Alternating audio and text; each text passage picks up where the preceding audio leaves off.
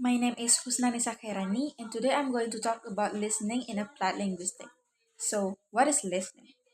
Listening is the process of how we perceive and try to make sense or interpret of the spoken language.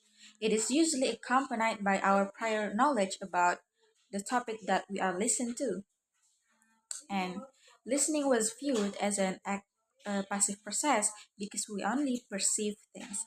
But in recent times, it is also considered as an active process because it requires us to do understanding and interpretation. And listening is not only an auditory form of reading, instead, it has its own unique characteristic.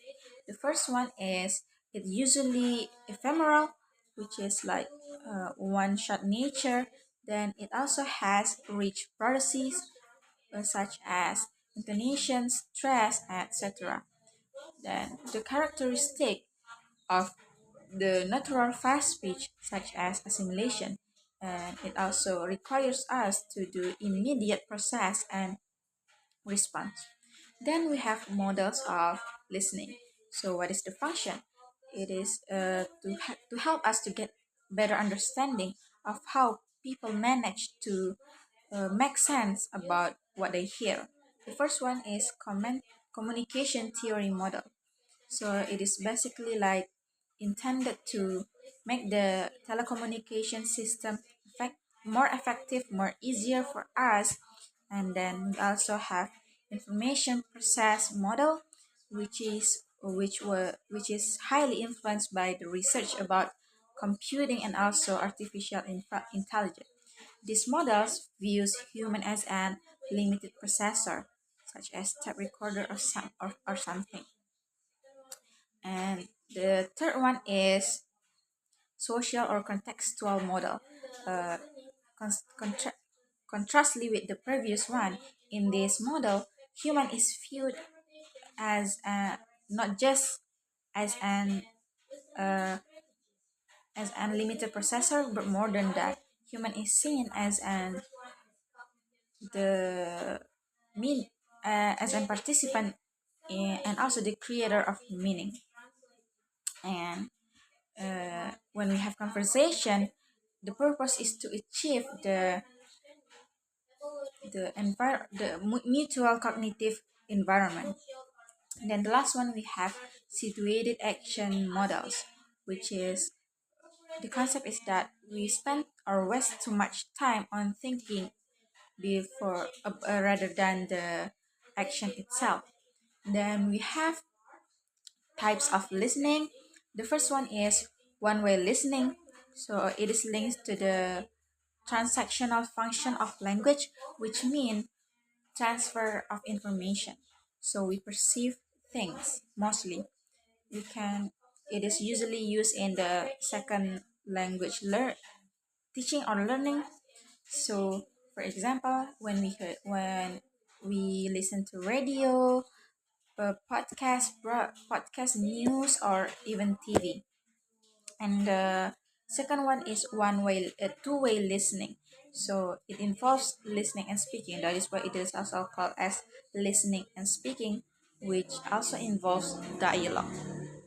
Then there are four roles of listeners. The first one is as an participant, so it is someone who is being spoken to and also has the same right to speak as the speaker. Then the second one is addressee, which is the one who is being spoken to but has limited right to speak. Then we have auditor, which is the one who is being spoken to but not expected to give some response. Then the last one is overhearer, which is the, the one who is not being spoken to and also don't have a right to speak. Then we have listening process. So a competent listener usually use both of these processes to achieve an effective comprehension.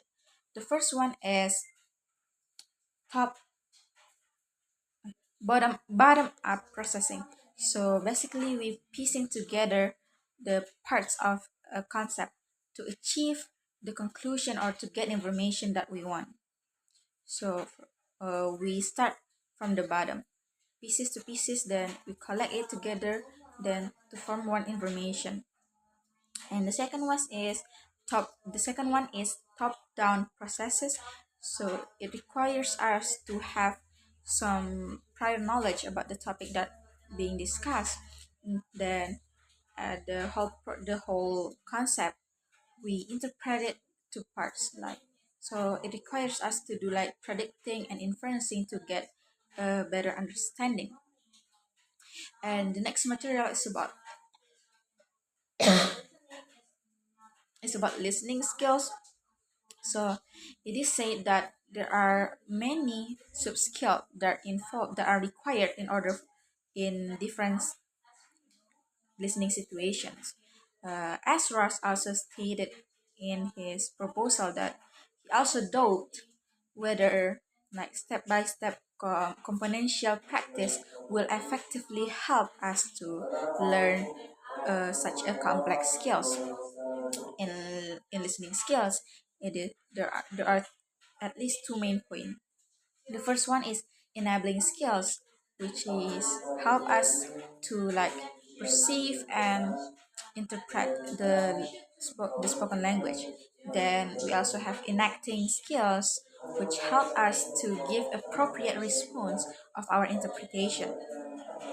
After that, we have listening strategies, which is the techniques, the approaches, or the action that we as a student take to facilitate and help us to learn, whether the linguistic or the content area information. So, like the second language learners have to make the conscious have to make the conscious of the strategies that unconsciously used in their first language. And also there are five factors that are associated with listening. The first one is problem solving. In listening strategies, the first one is problem solving. Then we have planning and elaborating, also avoiding translation. I forgot. Then also personal knowledge and directed directed attention. Then after that, we also have research listening skills. There are two main points. The first one is the settings, and the second one is the method. In setting, we have like experiment, pedagogic task, pedagogic task, test performance, and also ethnographic research. And for the methods, first we have observations, which span from the like informal noticing of daily life listening to experiments that are designed to solve specific problem of listening or to know some specific things about listening. And then we have introspection, which like these listeners give immediate response or comments about what they were listening. And then we have retrospection. It is slightly different from introspection about the time the listener give the response. So in retrospection, there are pauses, like the listeners are given the time to like doing something else maybe, and then after that they are asked to recall the memories about what they were listening to. It is related The key is related to like the bottom up processes. And then about the teaching or learning the listening in second language. So it is actually like the combination of the theory and application in listening. So the teachers, of course, required to teach the student about the listening. And there is gap in this, because between the teachers and the second language learner in listening. And in order to close that gap, they the both these both like these both parties need to have better communication to solve this problem. In listening, the most important thing is to like have the active practice maybe from the daily life communication, so the learners can hear live, they can hear live about what being discussed to, and they can also give immediate response if something is not clear to the speaker, so they can confirm that to the speaker. And also learners can learn from device such as laptop. There are many websites that provides listening practices, listening exercises for us as a foreign for for us as not native speaker, so we can learn whether online or offline. So if we don't have teachers to practice our listening, or someone else to practice our listening skills, then we can use devices, because there are many websites that provides that. Maybe that's all from me. Thank you.